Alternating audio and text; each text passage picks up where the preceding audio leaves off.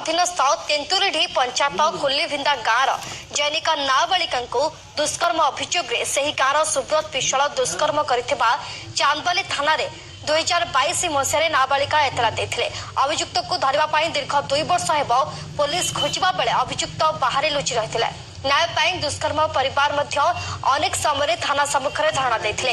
गतकाली विलंबित राति अभियुक्त को निज घर कुल्लीभिंदा गाँव चांदबाली पुलिस गिरफ पर चांदबाली गोष्ठी स्वास्थ्य केन्द्र में डाक्तरी माइना पर अभियुक्त को कोर्ट चालान करिछि चांदबाली पुलिस।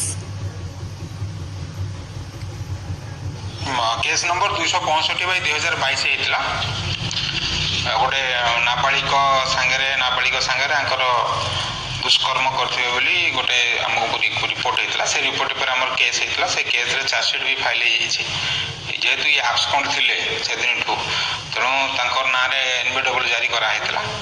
काली रात्रि से एनबीडब्ल्यू टाको आम एग्जीक्यूशन करूँ और आज मेडिकल एग्जामिनेशन कला कोर्ट को फरवर्ड करा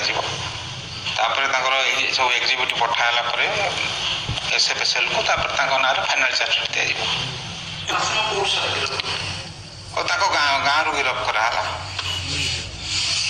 से बहुत दिन आब्सकॉन्ड थिले बाहर रोते एवं आसी खबर पाई टीम जाइए धरले।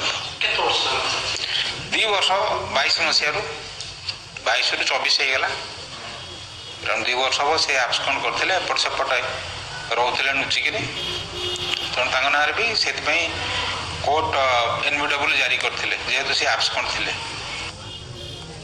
बुलेटिन समय